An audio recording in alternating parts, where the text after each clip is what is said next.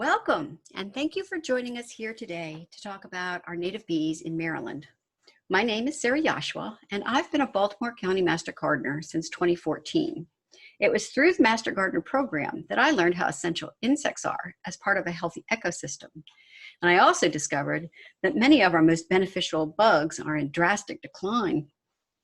With the pollination team, we reach out to the community and explain the importance of pollination for our gardens, for our landscapes, and also for our food supply. Without bees, most of our flowering plants would be in jeopardy.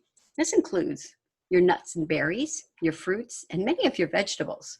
Your dinner plate's going to be really boring without bees. So it's really important that we all learn how we can help promote healthy native bees so that they can keep doing that really important job of theirs for our children and for our grandchildren and for many generations yet to come.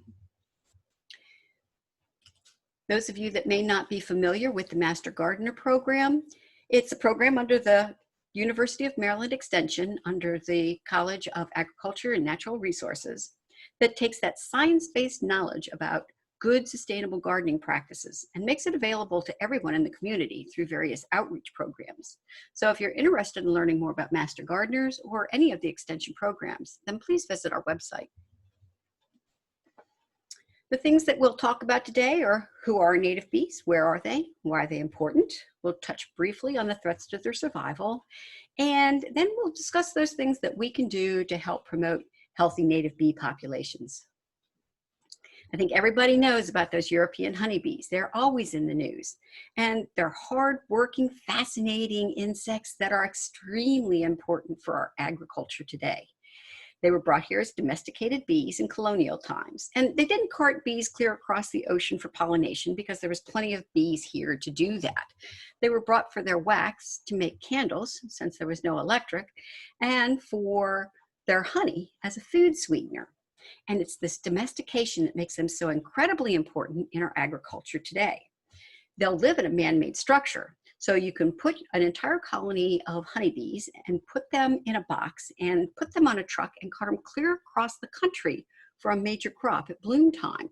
For instance, there's 3 weeks in February when there's over 1 million acres of almond trees that all come into bloom at the same time in that California Central Valley. Agriculture like this would not be possible without the pollination services of our commercial beekeepers. Even though those European honeybees have been here for hundreds of years as an agricultural species, they did not co-evolve with our local ecosystems, and they're not native to North America. There are, however, over 450 species of native bee here in Maryland alone that have been essential for the reproduction of our flowering plants for over 100 million years. And most of our native bees are small, solitary, ground nesting bees that we don't even notice because they don't bother us.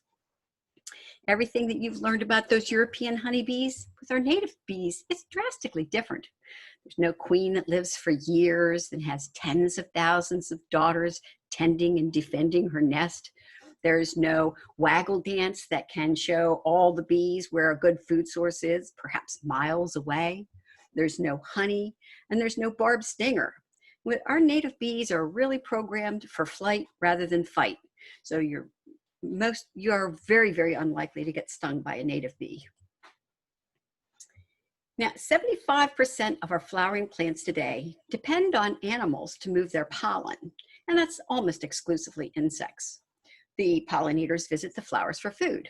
The nectars are rich in sugars, carbohydrates for energy, and the sole purpose for the plant to produce this nectar is to lure pollinators in to visit their blooms. It's kind of like the payment that the plant makes for having its pollen personally delivered.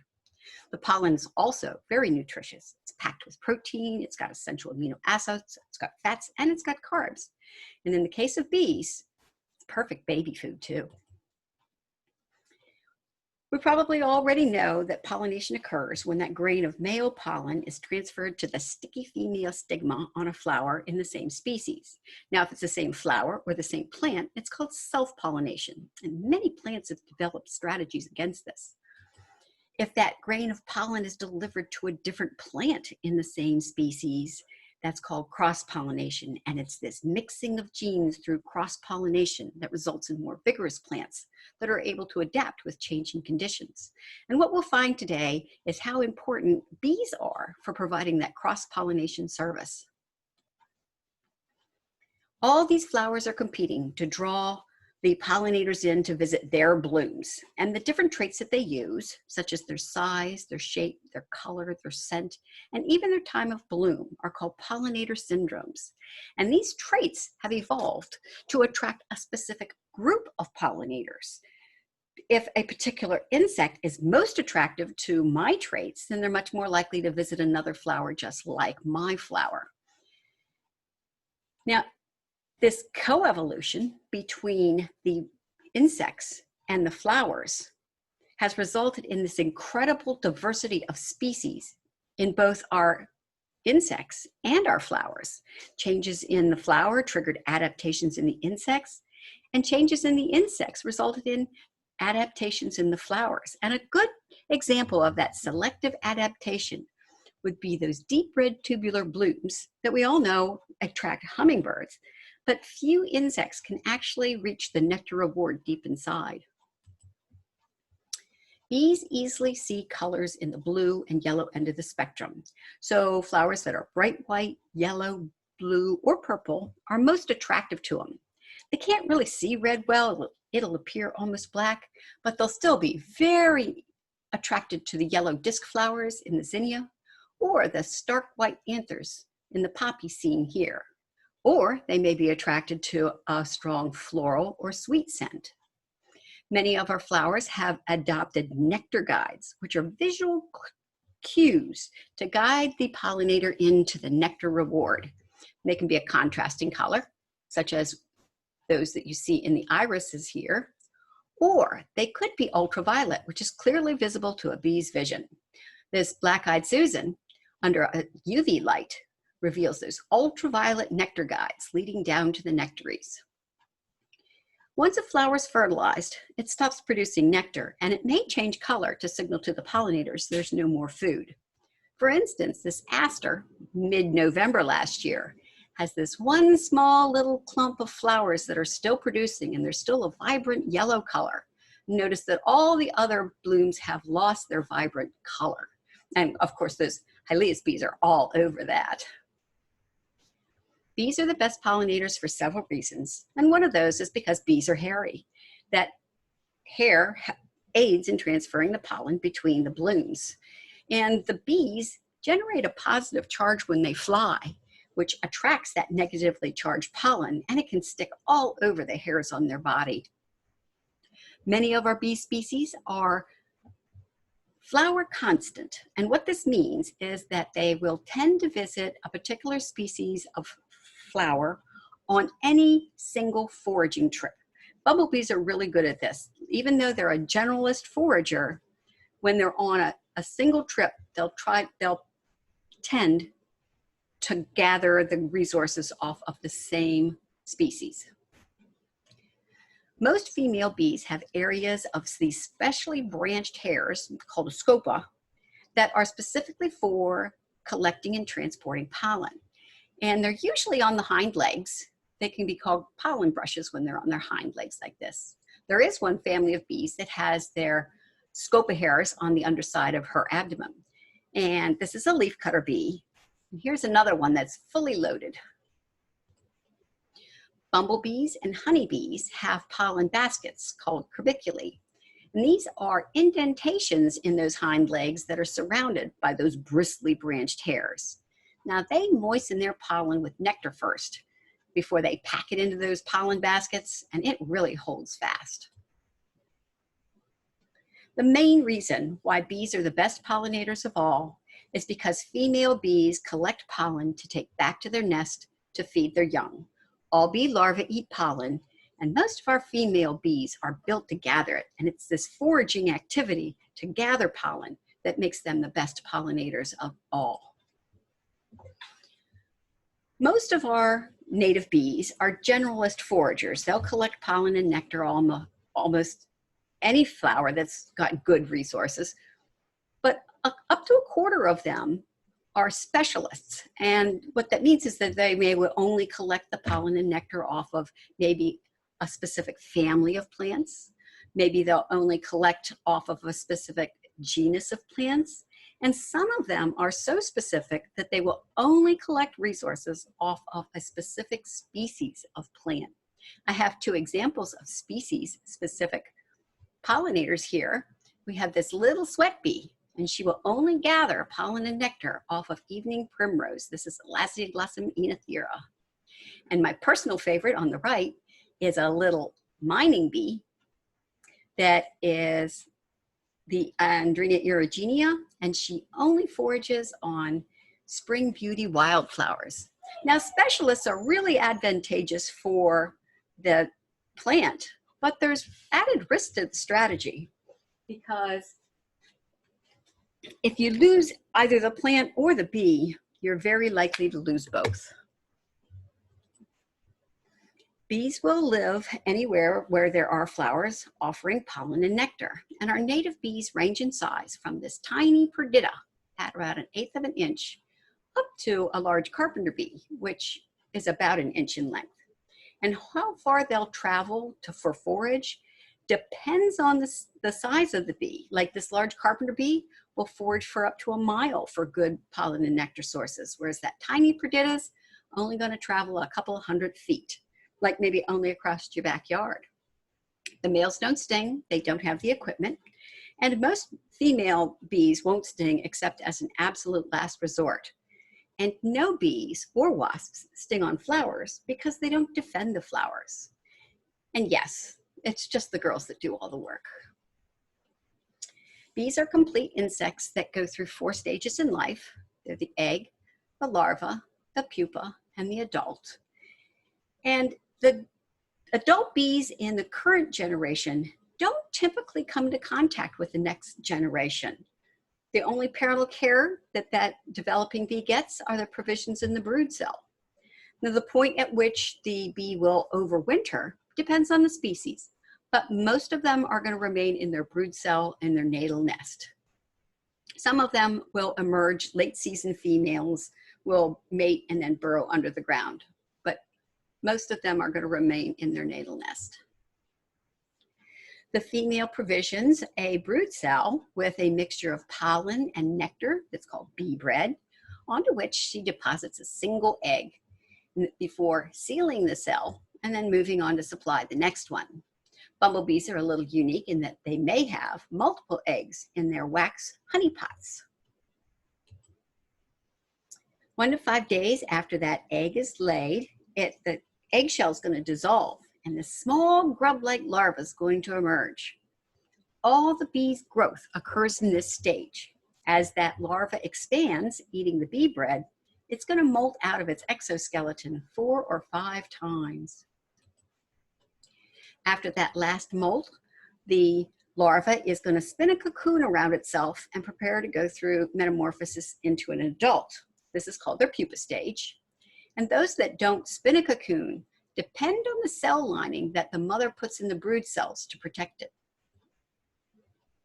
The adult bees emerge from their nest fully formed and full grown. You're never going to see baby bees flying around.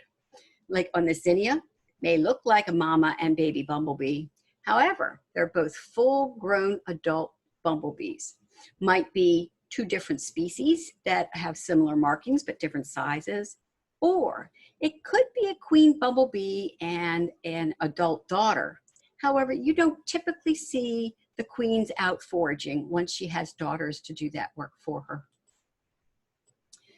Our bees will live and nest in all sorts of different social arrangements, but 90% of them are solitary bees where each female does all the work to construct and provision her brood cells. And she only has 1 brood in a year. There are solitary bees that nest in dense congregations where it looks like there's a lot of bees working together, but they're each doing their own solitary thing. 90% of our bees, that's almost all of them, are solitary. There are some communal nesters that share a common entrance but provision their own brood cells. Some of our carpenter bees do this, some of our mining bees. There are a couple of sweat bee species that are semi-social And this means that they're going to have 2, maybe 3 generations in a year. And those first broods are going to be mostly daughters. They're going to help tend the nest. And then we have our bumblebees, which form annual social colonies where they can have several generations in the nest by the end of the year. And they do have a queen, an egg-laying queen. There are 15% of our species are kleptoparasites. These are called cuckoo bees. And just like the cuckoo bird, they steal into the nest of a host species and lay their eggs in those brood cells. We have a cuckoo bee here and her host species. These are both in the leafcutter family. You can notice that scope of hairs on the underside of the abdomen on the host, but notice that the cuckoo bee has no scope of hairs. She doesn't do the work and she doesn't need the equipment. 70% of our native bees nest in the ground, and they'll nest in all kinds of different habitats, but typically prefer loose, well-drained, sparse, or bare soils. Some are going to choose earthen banks, some are going to choose flat areas. Our digger bees will actually bore down into hard-packed clay. But what is typically in common is it's usually in a spot that has sun exposure, and it's usually not in your richer soils. Most of the other 30% of our native bees nest in cavities or tunnels, that pre-existing tunnels that they find, such as maybe an abandoned beetle hole or maybe a hollow stalk or twig. And the carpenter bees actually bore holes for their nests. The tunnel nesters create their tunnel by creating partitions to make a row of brood cells in the tunnel. And the materials that she's going to use for her partitions depends on the species, but it could be mud, or it could be pieces of plant, or it could be secretions, such as maybe a wax secretion or a cellophane-like secretion. These partitions protect the provisions and the larva from drying out, and also protects them from excess moisture, fungi, and diseases. Now, the female can control the sex of the bee when she lays the egg. If she fertilizes the egg and it has the chromosomes from both parents, then it's going to hatch into a female bee. And if she doesn't fertilize it, it just has her chromosomes, then it's going to hatch into a male. And she's going to line her nest with a whole lot of females, and then the last ones she's going to make male. The males come out first in spring and they loiter around. As soon as the females come out, the mating happens almost right away. For the 6 to 8 weeks that the mason bees that you see in this video are active, she can lay 1 to 2 eggs each day and up to 35 eggs in her lifetime. And that brings us to our social bees, which are opportunistic. They find cavities to build their nest. For bumblebees, they'll look for a dry cavity that's either on or just under the ground, maybe an abandoned mouse den or a tussock of grass. And she'll excavate out more and create a nest of wax honeypot brood cells. And she'll also use some of those pots for storing pollen and nectar. I think we've all heard about honeybees swarming to a tree and building a nest there, but most of our honeybees live in man-made structures. Now, even if there is a feral honeybee nest out in the wild and somebody finds it, they'll probably knock it in a box and take it away. When we're talking about bees, we generally talk about them in their families because they are so diverse that it's really hard to talk about them in groups other than their families, because there's only like 5 families that we'll have in the mid-Atlantic area here, so it's easier to group them by that. And even though a family can have really diverse appearances and sizes, one of the things that's unique in a family is the structure and relative length of their tongue. Yeah, I can't make this stuff up.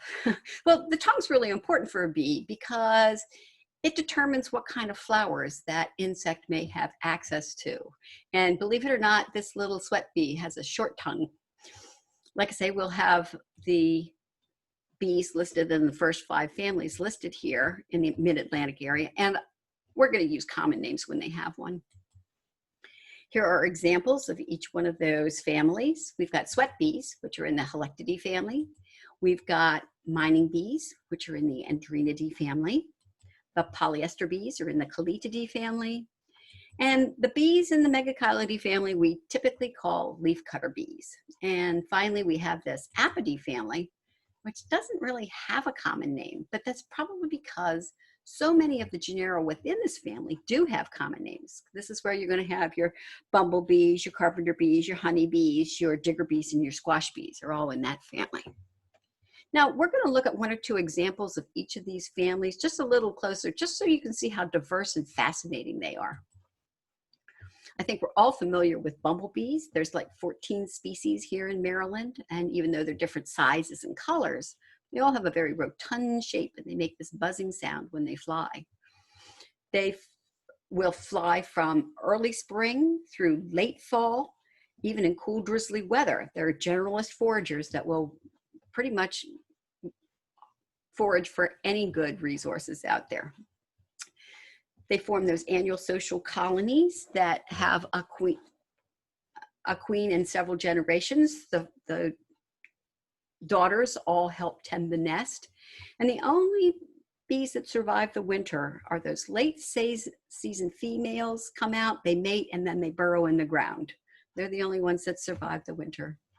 The bumblebees are really important for agriculture because they can buzz pollinate crops that have closed anthers like tomatoes and blueberries.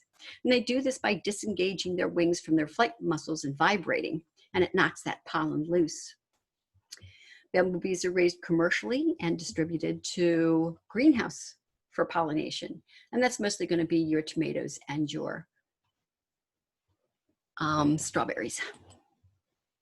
I think we're all very familiar with the large eastern carpenter bee as well. She's notorious for drilling holes in unpainted, untreated timber for her nest.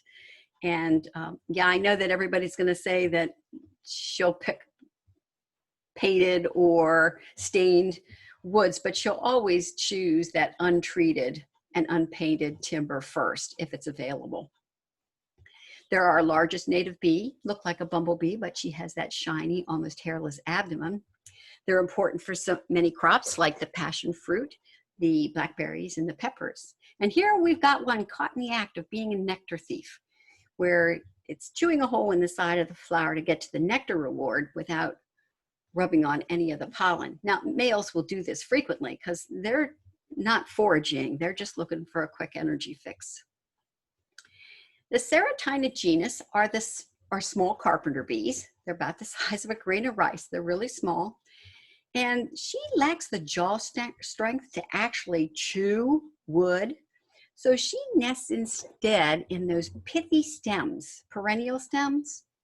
And the stem actually has to be broken open for her to get access inside. She's so cool because once she's done finished with her nest, she places herself as a guard at the entrance, and she dies there in winter, but remains blocking that nest, protecting it. Sweat bees, of course, got their name because some of the species are attracted to the salts in human sweat. These are all small to medium-sized ground nesting bees, and they can have the multiple generations. They tend to have a very complicated maze of a nest by the time that they get done.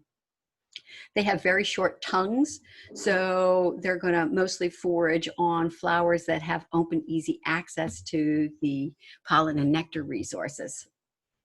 There's been a real success with using alkali sweat bees out in like Utah, where they have these large alfalfa seed fields.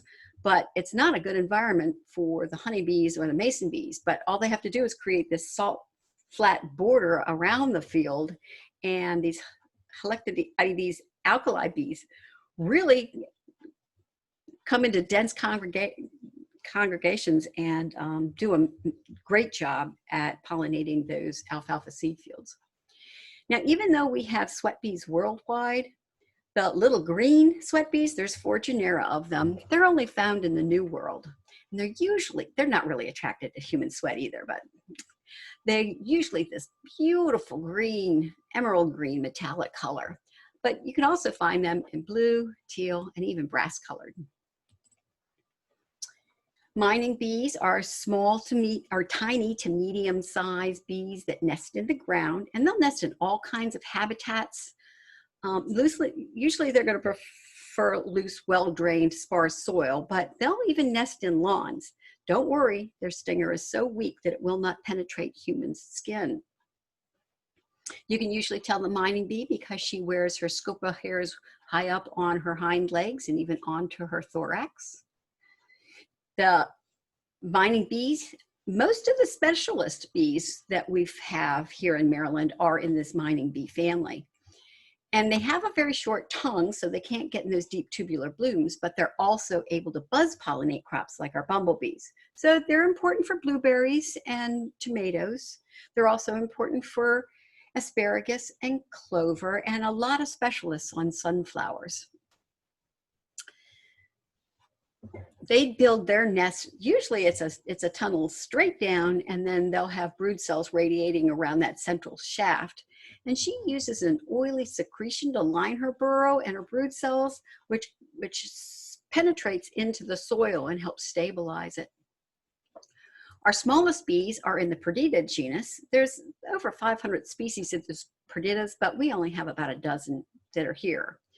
And they're all specialist foragers. And I think they're typically like an 1/8 or a 1/10 of an inch, but the smallest Perdita is in the US Southwest, and that's only 1/16 of an inch in length.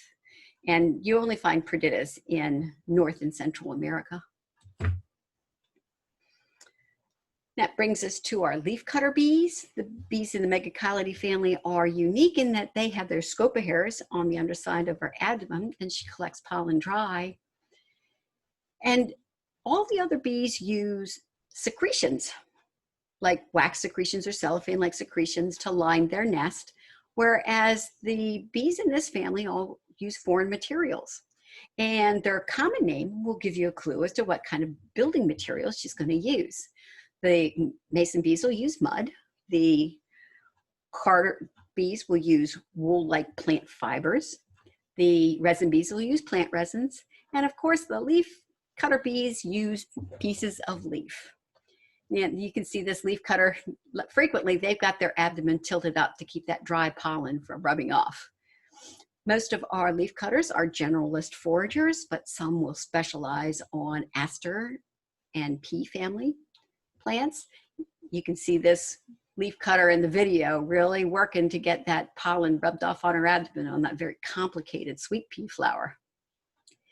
To build her nest, she takes her mandibles and cuts these specific size pieces to surround her brood cells. You may remember that in the other pictures, they were all doing partitions with dividing walls. She surrounds her brood cells, and she uses these oval pieces for the sides, and she uses these round pieces for the caps. And yes, she does seem to prefer our red buds and our roses for her building material. The European alfalfa leaf cutter is raised commercially and distributed for alfalfa seed fields. Also in that leaf cutter family, we have the mason bees, and they use mud for their partitions. And one of the most famous of mason bees, of course, is the blue orchard bee, or bob. And this bee is in a class by itself when it comes to pollinating any early blooming fruit tree or berry bush. And what might surprise you is that her efficiency at pollination is due to her lack of efficiency at collecting pollen and getting it back to her nest. So they'll zigzag back and forth between the trees, and they crawl all over the flowers, rubbing that dry pollen on the scopa hairs on her abdomen. And they leave substantially more pollen behind on flowers than other bees do. The blue orchard bees are raised commercially and distributed for orchard pollination. And there is a western subspecies and an eastern subspecies. And there's trying to get some regulation in place to only distribute them to their native range to try and reduce the number of introduced pathogens in an area. Unfortunately, a lot of our mason bees are being displaced by the horn-faced mason bees. They were brought here from Japan in the 1960s for apple pollination, and they're very aggressive, and they're frequently outcompeting our native mason bees for the resources. That brings us to our final family, the Callididae family. They're called polyester bees, plaster bees, or cellophane bees. And they're named for this cellophane-like waterproof material that she uses to line her nest. Now, they like to build their nests horizontal, so you'll find them building them frequently on a vertical surface, like maybe an earthen bank, or maybe a fallen tree, the root ball. Or they will build in riverbanks because that waterproof lining, they can withstand some periodic flooding. The Callites have heart-shaped face, and as an identification characteristic, but the real tell on the Callididae family is that they have an extremely short tongue that is split in two lobes at the end. And she uses that tongue like a paintbrush to paint that polyester-like material that she secretes around her brood cell and her nest burrow. They really can't, because of that short tongue, they really can't get access to a lot of different flower types. So they tend to more forage on plants in the aster and the carrot family. Really cool. Every once in a while, sometimes they'll put a polyester membrane over her nest entrance, kind of like a little doggy door.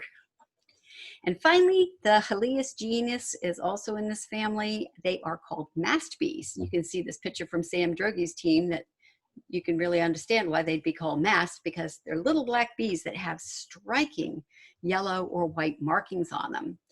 They're unique in that she doesn't have any pollen collecting hairs. So she forages for pollen and nectar and stores it in a crop or a honey stomach to take back to her nest, which she'll regurgitate the contents from this crop and then float an egg on top before sealing it and moving on. So all very fascinating bees. It's really hard to tell the difference between bees and wasps because bees evolved from wasps. Shortly after the angiosperms evolved about 125 million years ago, that's for flowering plants, the bees diverged from wasps. They're kind of like the wasps that went vegetarian. So they can be really hard to tell the difference between them. But you're going to look at their shapes, and the bees are going to be a more robust shape, whereas the wasps are going to be more elongated and have that really, really narrow waist. The bees are going to have pollen collecting hairs somewhere on them. They tend to be hairy. And the wasps might have hairs on their face, but that's usually the only place you find hairs on the wasp. And the bees are all going to have stout legs, and they might have those hairy, the pollen collecting hairs on their legs.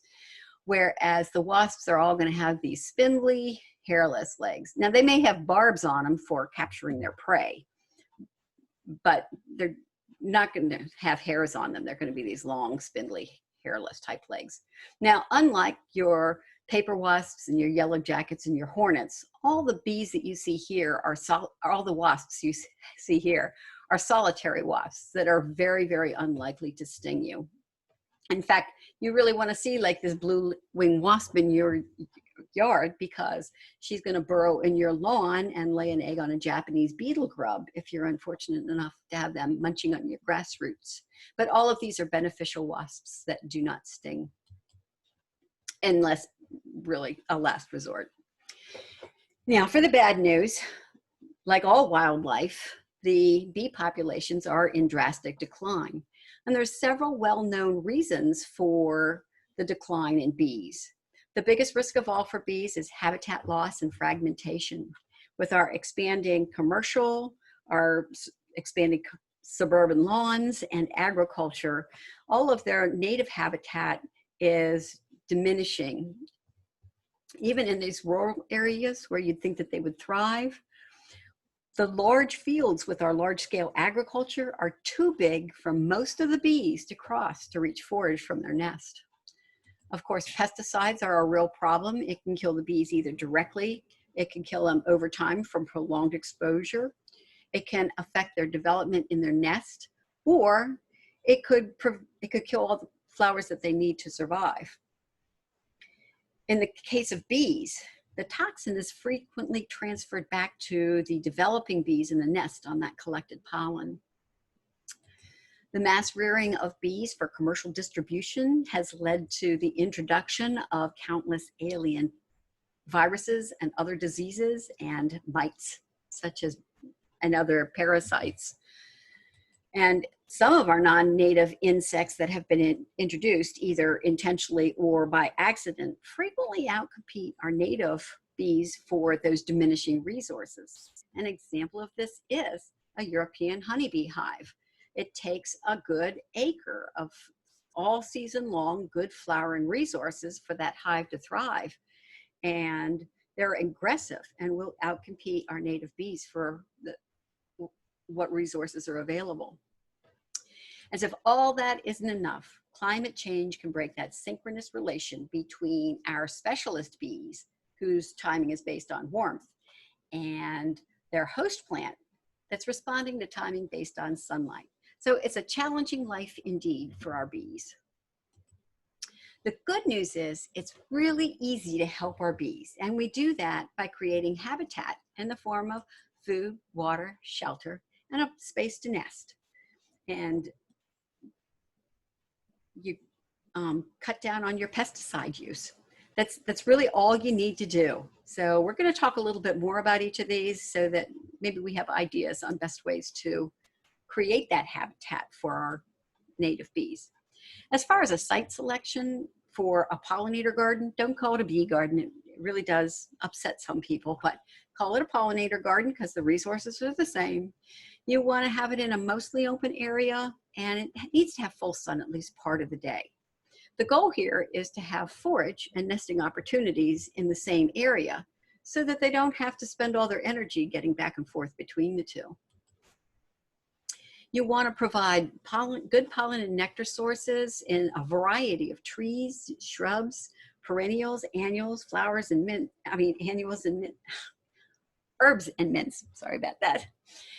And you really want to have a variety of sizes, shapes, and colors. For your perennials and your annuals, you want to plant them in clumps of maybe 3 to 7 plants, creating this patch that's very visible when they're flying by.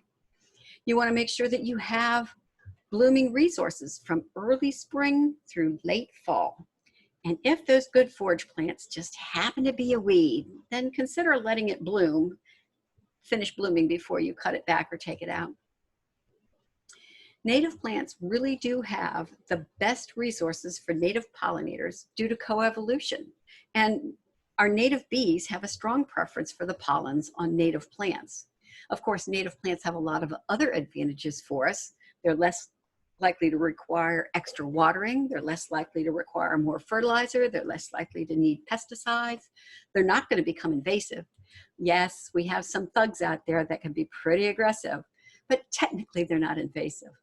But our native plants are so important because they promote that native biodiversity that's really essential for a healthy ecosystem.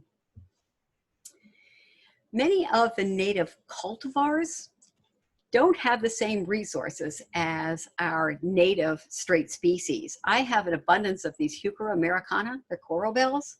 I love them because they're low maintenance, they're long blooming, and they're shade loving, and the bees love them. The hummingbirds love them. It's great fun to watch the carpenter bees try to forage on those tender, slender stalks. But for interest, I added several of the colorful cultivars.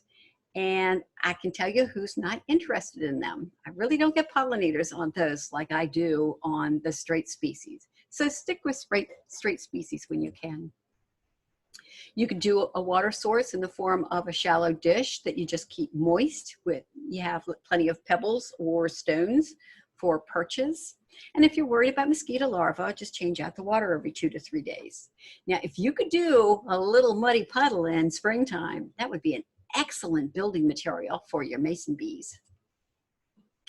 You want to leave undisturbed areas for shelter, maybe in the form of an untidy corner or two, or maybe piles of woody debris. it's very important to have undisturbed areas for those periods of time when the insects aren't active. So put off that fall cleanup until the new growth in spring, so that all those overwintering pollinators and other essential insects don't have their overwintering site disturbed. For your springtime blooming perennials, you can cut those stalks back to like 15 inches after they're done blooming. But anything that blooms later in the season, don't cut them back until the following spring when the new growth starts. And it doesn't take long at all before the new growth hides those stalks from people, but not from the bees. And it also hides all that wonderful leaf litter that you left in your garden because you care. For nesting sites, the most important nesting site to provide for our native bees are small areas of either sparse or bare soil that's close to flowering plants. And it can be loose, it can be silty, sandy, it can be rocky, it can even be hard packed clay. But the important thing is that it remain undisturbed until the following year after the adults have emerged. For those tunnel nesting bees, boy, there's just so many fun things you could do. You could drill dead trees, or you could make these little boxes with assortments of cardboard tubes or straws or hollow perennial stems or reeds. And they need to be 5 to 6, they need to be at least 5 inches, or you're going to end up with way too many males, as opposed to, you know, a nice mix of mostly females to males. If you're going to do one of these structures, this is a milk carton. If you're going to do one of these structures, you want to place it close to flowers, and you want to face it east so that the morning sun warms them up to flight temperature earlier in the day. But what you really need to do is replace those materials every year. If any of the bees have been, any of the tubes have been used, then you need to take them out. And what I do is in the wintertime, I take my nest down and I take all of the tubes that have, you know, occupants, and I put them in a cardboard box in a safe place that has holes in it so that they can get out. I have a greenhouse, so I'm really fortunate with that. Or you could do it with a shed if they have access out. Or you can leave them in the shed through maybe February, and then in mid-February, take the box outside somewhere where it's protected so it doesn't get wet. But you really do need to change the materials out, because you get too much of a concentration of, you know, fungus and mites if you don't do that. Oh, I forgot to mention about the bumblebees. For bumblebees, you want to let some tall areas of grass maybe grow tall and dense and then fall over. Just little patches, just let the grass grow tall and dense. And several of these native little blue stems would add great interest to your garden, as well as shelter and nesting opportunity. Turf grass has no food value, and it really limits the nesting option for our bees. So consider setting your mower blade to 4 inches and letting the dandelions and the violets and the clover all bloom before cutting. And if you really want to have that tidy mowed lawn, then consider an echo lawn that is a real low maintenance diversity of plant. It mix of grasses and sedges and perennials that would be provide a lot more resources for all of your pollinating insects. Long, narrow landscape features like fence rows and along roadsides can make excellent habitat corridors if they're planted with spreading native perennials. There's a lot of resources out there that can provide help for selecting what plants you want to do in your area. But remember, right plant, right place. If the growing conditions are right for a plant, it's going to do well without a whole lot of help.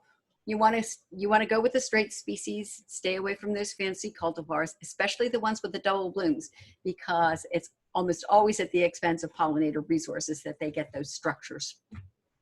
And shop at trusted nurseries where you can get honest answers about the stock that the seeds and the plants that you purchase have not been treated with systemic insecticides. For some suggestions on plants in each season, it's really important in early spring to have early blooming resources because you have bumblebee, the New Year queens are just coming out of the ground. They've used their fat reserves to survive the winter, and they really need to get that energy fast. There's also mason bees, and the mining bees are all coming out really early. So if you're lucky with me, I have shade, and I can do these ephemeral wildflowers, and it's just, they're a great resource for that. The bluebells, the spring beauties, the wood poppies, they're just all really good resources. For a little bit later in spring, those native columbines are great, and even just the common violets are great for our bees. Early flowering trees are really the best resource to have out there because there's just so much resources available. And our native red maple is one of the best trees to have out there. There's also redbud, or maybe a wild crabapple, are all early bloomers. If you have a wet spot, willows are awesome for bees. They really love it. And then maybe a little later in the spring, if you could, the black cherry is another great tree for supporting a lot of biodiversity, a native plant for that. Now, those early blooming bulbs are not typically native, but they do have an early energy resource. So go ahead and plant your crocus and your winter aconite and your grape hyacinth. They love grape hyacinth. And for a little bit later on, plant alliums. The bees really love those. Now, when you're working on your vegetable garden, if you add clumps of flowers, it'll help draw the bees in, and it will increase your yield. For summertime, there's just an abundance of really lovely, long blooming, very attractive to bees, native perennials. I think Gaillardia was the one that was most popular. This is blanket flower, was most popular when I was participating in a study, but boy, that bee balm is the bee's knees. It's a real close second for attracting bees. And the mountain mint, I think this stuff blooms for like 3 months long, and it's always covered with my little green bees. And of course, Joe Pye, like the blazing star. Now, echinacea is not native to this area, but it is an easy to grow composite that the bees love. So we recommend you go ahead and do that one. For a summer blooming tree, the American basswood is really, really a good tree. And you could also do a pagoda dogwood for a native summer flower tree. For autumn, it's still really important to have resources available because you've got those last of the season female bumblebees that need to build up their reserves before they go dormant for the winter. You've also got sweat bees that are doing the same thing. And you remember the picture that I had of the Helias bees that were all over my asters in November. So please plant asters and goldenrods. And this native perennial sunflower is really amazing for the resources that it has late in the season. Of course, we've also got ironweed and sneezeweed too as well. Annuals can provide a good source of pollen and nectar throughout the entire growing season and well into late fall. The annuals that we've been most happy with the visits from the pollinators are the zinnias, the cosmos, the salvias, and of course, almost any sunflower, except for the ones that have been cultivated for cut flowers because they don't have pollen so that they don't mess up your dining room table. So avoid those for your pollinator garden. And your herbs and mints. Now, if you're going to do your herbs and mints, you definitely want to leave them to bloom for your pollinators. And if you're going to do some of those mints, like that mountain mint, boy, that can be a real spreader, so you might want to put that in a container. The highly derived annuals from like the big box stores, your geraniums, your begonias, your impatiens, those have all been cultivated for human aesthetics, and they don't have any resources for your pollinators. So don't plan on them as being a resource in your pollinator garden. As for maintenance, you still need to weed because you want your pollinator plants to get the resources, the sun, the water and the nutrients. If you intersperse your herbaceous plants like your perennials and your annuals with these warm season bunch grasses, you can get this tight living mass that really does resist weed colonization. Avoid mulching with those heavy wood and bark mulches, or maybe only mulch in your front yard. Or you can mulch with shredded leaf mulch or compost and actually improve your soil, as well as not putting a layer on there that makes it very hard for the bees to emerge through. You want to avoid tilling. Not only does it disrupt those microbes that are essential for healthy root growth, but it destroys the nest of those shallow ground nesting bees. And specialists like squash bees are going to want to put their nest right next to their host plant, so that when the new adults emerge next year, the plant's right there. And the tilling does not go well with that. And of course, leave the leaves. A way that you can help bees is to learn the integrated pest management in order to do less toxic treatments for pest problems you may be having. The extension websites are just awesome for this. They have an Ask an Expert, which is really good about identifying a problem you may be having. A lot of times it's not an insect pest at all. And at the Home and Garden Information Center, they have good information on how to do this integrated pest management. So you're always using the least toxic solutions that will work first. Other ways that you can help bees are to talk about them, maybe with your family, friends, and neighbors. You know, tell them the importance of bees. You could maybe work with a group to install a pollinator garden in a public space, or maybe with your neighbors, coordinate a habitat corridor between your properties. And if you know any people, family, friends, or neighbors that are having issues with a pest problem, then help guide them towards that integrated pest management solution, rather than if they go to, you know, like Valley View is going to tell them what chemical to put on it, and maybe it could be treated without that toxic chemical first. There's a lot of really good resources out there that we can help assist you with in order to learn more if you're interested. And that kind of wraps up our introduction to our native bees here in Maryland. I hope you found it informative and interesting. And remember, it's folks who care like us that are going to change the future so that we actually support our native bees. And it's so easy to do. You plant good pollen and nectar resources that bloom all season long. You leave undisturbed areas for them to shelter and nest, and you avoid your pesticide use. It's really just that easy. So thank you again for your attention. I really appreciate it. And be sure and spread the word. We need bees. Thank you.